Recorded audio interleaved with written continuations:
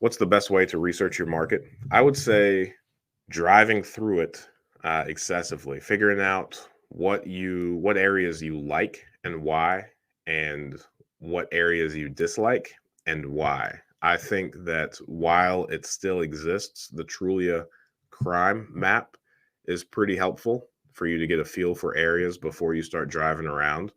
I think that figuring out what areas law enforcement has the most difficulty with is probably a good idea.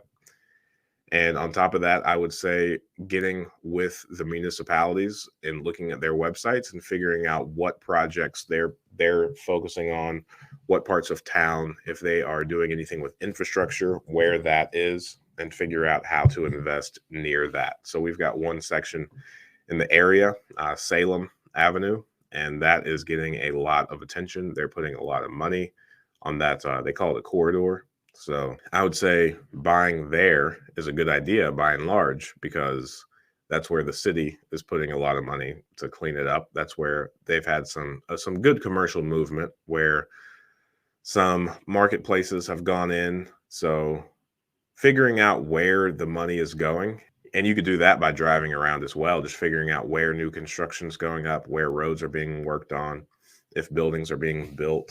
That's the same as new construction that I already said.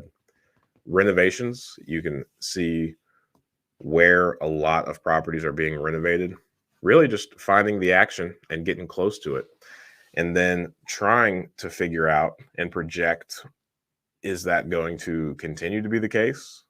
Because if something is already happening, then you're kind of, from a reaction perspective, buying there. But if you can, I guess, get wind from the city about a project that they're going to start, like if you know they're going to start working on an area, then likely homes are still going to be cheaper in that area that you can invest in before they break ground on investing the city or the taxpayers' dollars in that area. So that would be a solid idea. As far as like sifting through a bunch of metrics, like you see some people talk about, or if you read, like the Cushman Wakefield stuff, where they take tons of demographic information, new jobs information, employment, population growth versus population decline, all of that. I've never gotten into it, and I don't really have any interest in it. So I don't have much advice from that perspective.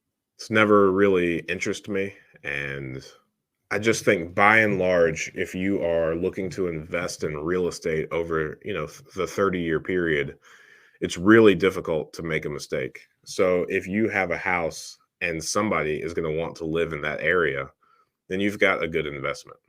And then being speculative on the appreciation, sure, that might get you a couple extra dollars, but by and large, the analysis on hand of the cash flow and the principal pay down and the tax benefits are plenty enough. Appreciation is nice when it occurs, but it's also completely speculative. And it's the part that even if you have all of those metrics, the variables are all so interdependent on one another that it's borderline impossible to predict, unless you look at, the things that are less likely to go awry. Like if you get wind of a big development going in from like a private business, where you hear of some big developer wanting to build a golf course and they bought a lot of land to do so, there are a lot of things that could go wrong in that development to make it never come to fruition. However, if the government says that they're going to put, $10 million into the infrastructure in this area, then because it's the taxpayer dollars, there's very little that can go wrong. So that's another point that I would look at. Thanks for watching that clip. I thought that was a good question. And I think you can ask good questions too. Join us every Friday morning at 8 a.m. Eastern Standard Time for a live stream Q&A where we answer plenty of questions just like this one. In the meantime, consider subscribing to the channel if you want more of this content.